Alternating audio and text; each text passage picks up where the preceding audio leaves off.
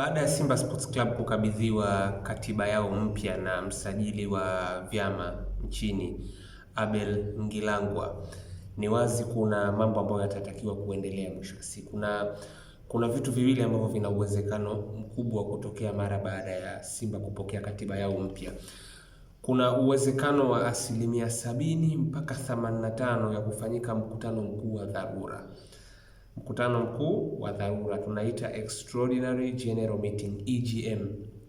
Kuna uwezekano wa kufanyika mkutano mkuu wa dharura kwa 70 mpaka 85. Sasa kufanyika kwa mkutano mkuu wa dharura kutategemea na jinsi ambavyo uharaka na pressure itakuwa miongoni mwa watu walioko Simba kuhusu mapokezi na uharaka kutakiwa kujadili kuhusiana na katiba mpya ambayo watakuwa wameipokea. Hilo sasa litategemea na jinsi ambavyo wao watakuwa wanaiona hii situation.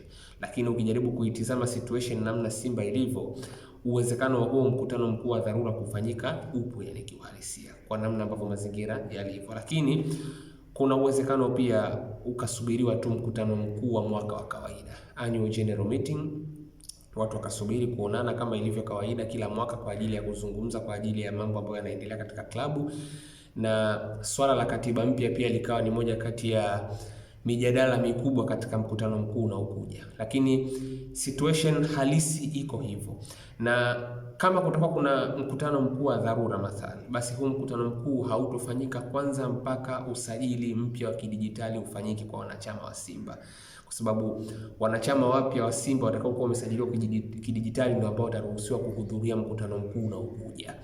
Iko hivyo, na ndio lengo la kufanya hili zoezi mwisho wa siku, kwamba wewe utakayekuwa unakwenda kuhudhuria mkutano mkuu mpya wa klabu uwe ni mwanachama ambao umesajiliwa kwa mfumo wa kisasa. Kwa hiyo hichi ninachokizungumza maana yake mwisho wa siku, mpaka hata uweze kusikia kuna mwendelezo wowote wa kwamba kama kutakuwa kuna mkutano mkuu wa dharura au mkutano mkuu wa kawaida pengine ambao unasimamiwa kila mwaka, ni mpaka zoezi hili lipite mwisho wa siku. Lakini nini ambacho kinatarajiwa kwenda kujadiliwa endapo Simba Sports Club wataamua kufanya mkutano mkuu wa dharura au watakwenda kuelekea mkutano wao mkuu wa kawaida wa kila mwaka?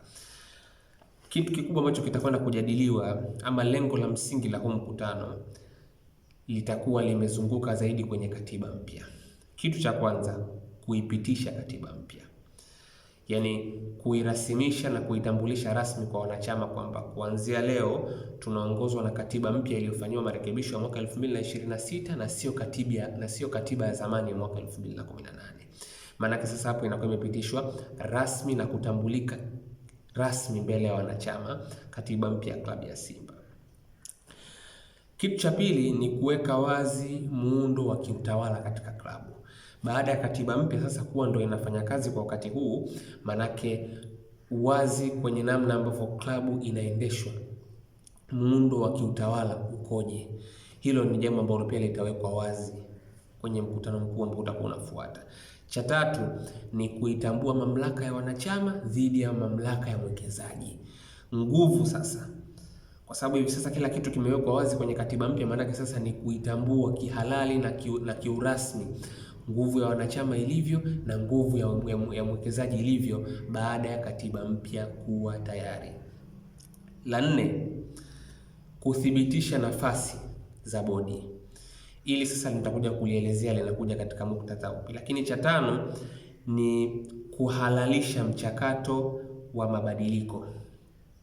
Mchakato wa mabadiliko ambao unaonekana umefikia mwisho au unaelekea mwishoni zaidi, ni kuhalalisha mchakato wa mabadiliko. Hayo ndio mambo makubwa ambayo yanatarajiwa kujadiliwa kwenye mkutano mkuu unaokuja, endapo utakuwa ni wa dharura au utasubiriwa tu mkutano mkuu wa kawaida wa kila mwaka. Lakini katiba mpya inakwenda kuwa ndo habari ya mjini, habari kubwa, na hivi ndivyo vitu ambavyo vinatarajiwa kwenda kuzungumzwa mwisho wa siku. Lakini katika kujaribu kuitambua hii katiba, mwisho wa siku limewekwa wazi jambo la kuwezekana kuwa na option ya wanasimba wenyewe kuamua kuongeza idadi ya wafadhili, yani wao wenyewe kufungua mlango wa wafadhili zaidi ya mmoja endapo watapenda kufanya hivyo. Sasa kama hilo nalo litakuwa limejadiliwa na litakubalika miongoni mwa watakao kuwa wameshiriki kwenye mkutano mkuu unaokuja wa Simba, basi huu mkutano pia unategemewa kujikita zaidi kwenye upande wa kisheria na hisa. Yaani katika mambo ambayo yatazungumzwa kwa undani na kwa ukubwa zaidi ni swala la sheria pamoja na hisa.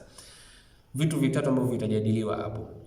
Kwanza, kuidhinisha gawio la hisa. Yaani ikitokea sasa wana Simba ama wanachama pamoja na viongozi wao wamefikia makubaliano ya kufungua huu mlango wa wawekezaji zaidi ya mmoja, maana itabidi paidhinishwe gawio la hisa. Kitu kingine ni kutangaza sifa za wafadhili.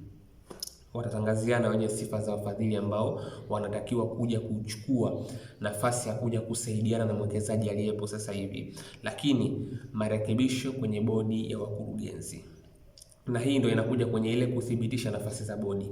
Hao wawekezaji wawili wakipatikana, nafasi zao kwenye bodi ya wakurugenzi zitakuwaje?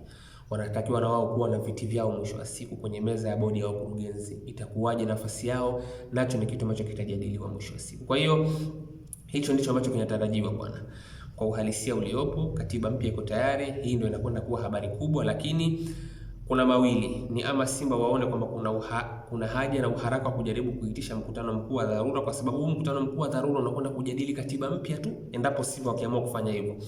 La, kama hakutokuwa na msukumo na pressure kubwa kiasi hicho, basi mkutano mkuu wa mwaka unaweza kuwa ndo sehemu ambayo hii katiba mpya itakuja kujadiliwa na kila kitu kitakuja kuwekwa wazi, na naamini hichi ni kitu ambacho wanasimba wengi wanatamani kujua, katiba mpya hasa imebeba nini na inamaanisha nini kwa mustakabali na maendeleo ya klabu yao.